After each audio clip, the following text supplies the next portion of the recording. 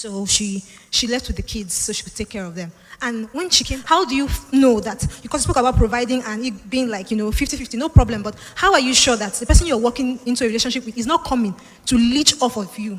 Yeah, thank you. Welcome to Mediator Channel. Please kindly subscribe. Good afternoon, Pastor. Yeah. So I thank you so much for the teachings. Like, I was really blessed, although I came a bit late. So I just wanted to know, because from what you said, trauma parts which make people act the way they act sometimes. So I would like to know if there's any practical steps, for instance, this punctuality or all these things that we know that is trauma that triggers these behavioral patterns. I want to know if there's any practical step we can actually work towards to help with healing. trauma. Yes. Okay. I'm not a therapist. No, I'm going somewhere with what you said, because it's a very good question. And even those of us that are in ministry, some people, it's trauma that is moving them to do things that, but I'm not a therapist, so I won't go into it. I will approach it from a spiritual side. Now, trauma will mean that, let's just take it as the distress that remains in the soul of a person after an event has occurred. Okay, so there's that distress in the soul of that person. In the scriptures, you will call it the sting of death. So there is death, but there's the sting. So something can happen to a person and the thing still stings the heart of that person. You get what I'm saying? That sting there is that particular thing that's called trauma. In fact, I heard somebody say this. I'm going to build a message on it. It's such a powerful concept. I knew, but this was powerful. Person said, when they say, if you kill us, you are only planting us. When they say you are planting us, okay? But being planted and dying, at some point, the experience is the same. The only difference with the person who is planted and not dying is that the person has hope that something is coming out of this. The person who is dying is like, it's over. Okay, so they can fire both of us, but I have hope that something massive is coming out of this. Another person says, why have they done this to us? So this is my own spiritual, and it has worked for me in a miraculous way.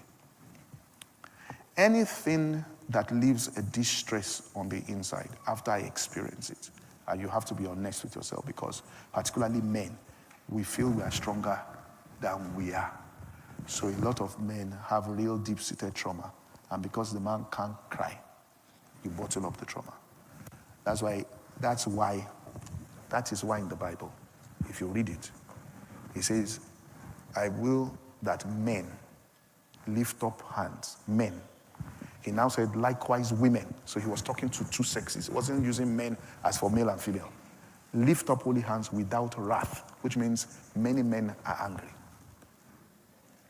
So many men have bottled wrath and anger on the inside. That's why he says, fathers, don't provoke your children to anger.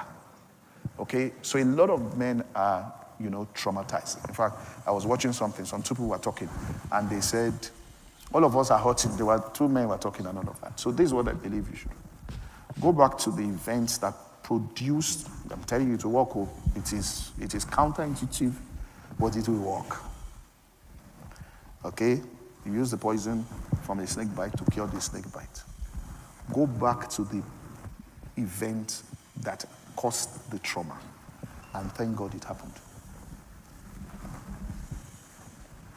I can't say beyond that, but go and thank God it happened. The sting of death, the sting will be removed. The death will be there, which means you cannot say that you cannot remember this person walked out of my life 3 months to my marriage. Do you get what I'm saying here? You can't say that this lady, after I bought everything, left me. You can't forget that. Okay? So when it says forgive and forget, you can't forget. People say, I've forgotten. You can't forget. How can you forget somebody that, let's say, shot your brother, and you look at him and say, I've forgotten. You haven't forgotten. Okay? You remember. That's the person. But what has happened is that the sting in that death has been removed. So when you remember, the pain is not there. So Joseph did not say to the brothers, I've forgotten what you did. Is that it no longer hurts. So you remove that sting out of it with thanksgiving. Praise. That's the only way that God with this way we're going to do it. We're going to thank you and praise you for it. That pain goes. And once the sting in death has been removed, death now no longer has power over you. So the power of death is the sting, is the fact that it's hurting. That's why that event will still control me. So that's the way in which I can get the trauma out of my life. Okay? All right then. Okay, thank you, Pastor. Yesterday we had a conversation with some colleagues. A woman came and there were some issues with her girls, and she was like, I hope people are not going to say that because I'm not with my husband, that's why these things happened. And when the person in question probed, she discovered that she left the husband because he was not providing at all. No rent, no school fees, no food, no nothing. He was literally leeching off of her. So she left with the kids so she could take care of them.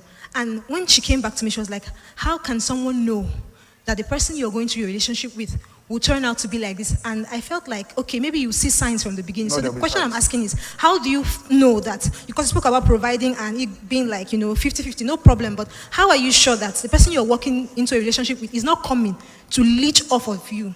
Yeah, thank you. There is no way. Let me repeat what I'm saying.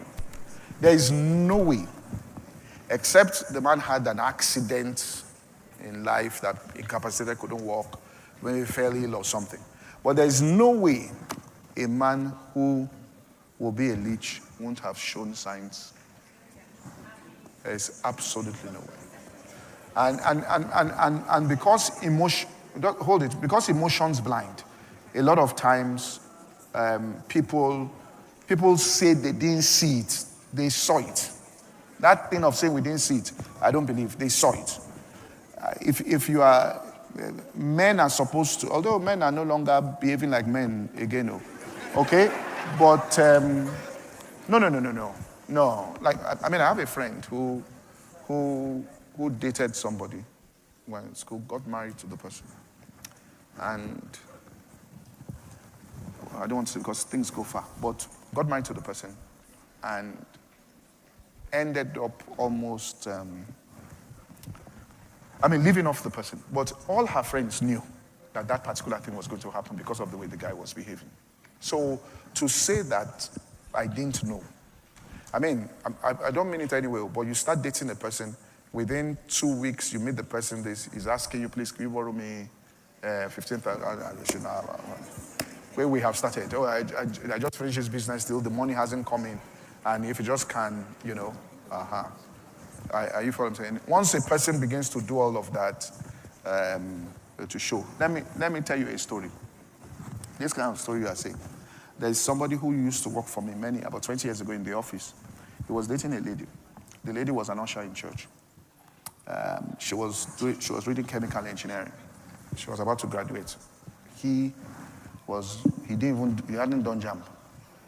But they met in a youth fellowship in their church, like Anglican church. They were dating. They were in love. So the lady came to meet me once. I said her mother called her in the middle of the night. And she said her mother came naked and said, I came to speak to you naked so that you understand. This man looks like your father in character. I had to take care of him, do everything. And at the end of the day, it's after he died, I knew he had another wife somewhere else. Daughter, don't make this mistake. She continued. So the guy now was saying he wants to do ministry. When you now start saying you want to do ministry, that's how we know I'm called. So you use that to enter. So I told him in the office, who are you telling you are called? Please get it. I bought JAMB form for him. I bought the form. I will fire you if you don't. He passed JAMB. Got into school. Met a girl first year whose father was like the registrar of the place and went with her. This girl graduated. She was on youth corps. She came to meet me crying. She said, lecturers liked her. She said no to them. Her classmates said no to them. Said, and this guy did this to me. The boy now wanted to marry, And what I will always advise a woman is this. You see, you may not be able to discern men, but a man knows a man. Yes. Always have, when the Bible says a woman shouldn't do without a covering to her head, He says a man, which means don't make most important decisions without running it through a male figure. If a guy is deceiving you, a man will know. As he sees him, he'll say this one. On sight, we know. That's clear. Listen what I'm saying here. On sight. All that story is telling you a guy, all right, will not, okay, will never say it. And you will even know straight away that the first thing those kind of people want to do is to isolate you from those kind of influences. Okay? So when you're making those kind of decisions there, it doesn't have to be your father. It can be, just get somebody who, elderly person that has experience, and they should just help you.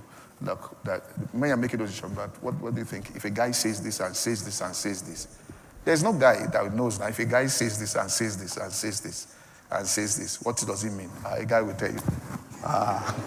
What it means is that he has another girl somewhere, and he's looking at it whether it will work, and you're about 3, he will tell you.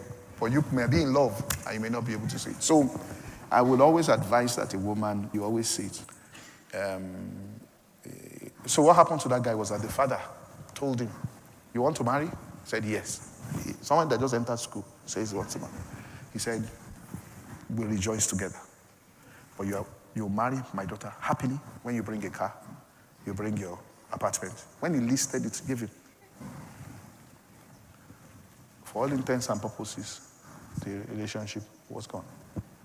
He married. After that one went, he married a serious banker. He's a house husband now. You know, that thing, it's like a spirit. They know how to do it too. They are skilled in that thing. So the lady is taking care of him.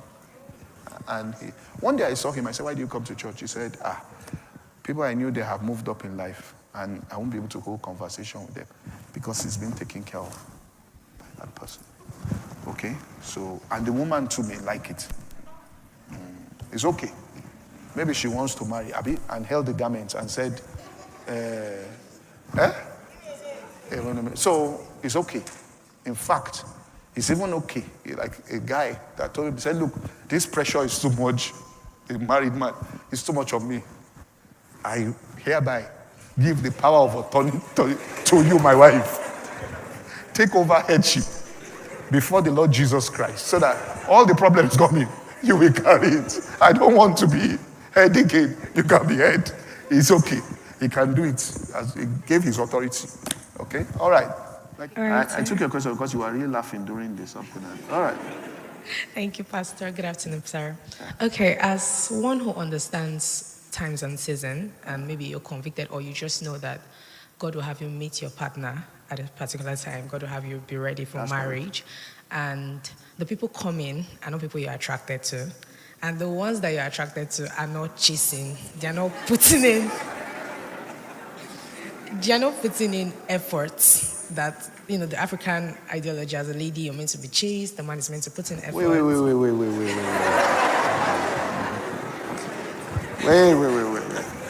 Are they saying they like you, they want to marry you, but they are not chasing you, or they are just friends? Okay, they are showing interest. Language is everything. Showing interest means, I'm trying to find out whether you have a stereotyped way in which a man must come. Okay. Is that what you are saying? No. Listen to me, you may not say it publicly, but if you are saying that, you will miss your man. If you are saying that, you will miss your man. And there are a lot of women today who are not married because of that. What you said at the beginning was accurate. You said there's a window, there's a season, which means you know that the season, you may not have as many people coming the way they're coming. There is no way the God of seasons will not bring somebody in the season. Abi? Yes, you are the sir. one that started the teaching now. So the God of the seasons who opened the window must bring. So go and pray. Clean your eyes. Choose one of them and go with that one. Now, listen to me. If you want, take. If you want, don't take. Make sure he's seriously in love with you. Don't use your own seriously in love with him to determine. Is he? Are you following what I'm saying? So long as it's good character, he provides security, He's a good Christian. He does that. He loves you. You will grow. You see that other one that is doing shine, that is going around here? Leave that one. Do you get what I'm saying here? Yes, I get you. But don't put, because this thing you are saying looks like high maintenance. Don't put that the man this way. Okay, sir. All right. Thank you. So the point I was getting to was, in the points where they have, let me say, communication problems, they tell you things like, oh, I'm so busy, I can't be checking up on you in the morning and night, and, ladies will want our attention. And and there is a mentality that someone who is interested in you puts those kind of efforts. And you don't want to feel like you're being too pushy or you're being the one chasing. But wait. This is what, no, I understand what you're saying. I get what you're saying. But is the person saying, I want a relationship with you, but the person is not showing the commitment for the relationship? Is that what you're saying? Yeah, something like that, talking stage. Basically, and they're not giving energy. Okay, the energy level is not... Yeah. Okay, but is there somebody with high energy level? The ones with high energy, we are not attracted to. The high energy level, does he have security? Does it what? Does he have security? Yes, but... Wait. Does he come from a good family background? Answer now. Sir? Good family background. Yes. And he has security. Yes, but he's short. You see where we are going? You see where we are going with the matter?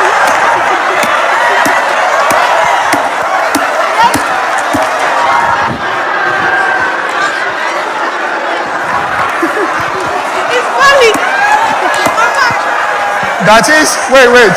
Come, he's shorter than you? Yes. Shorter than you? Yes.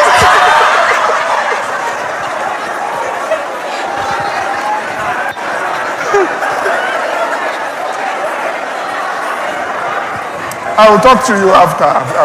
Okay, sir, thank you. I'll talk to you after. God bless you all. Thank you for watching. Please do not forget to subscribe, share, like, and comment. See you next time.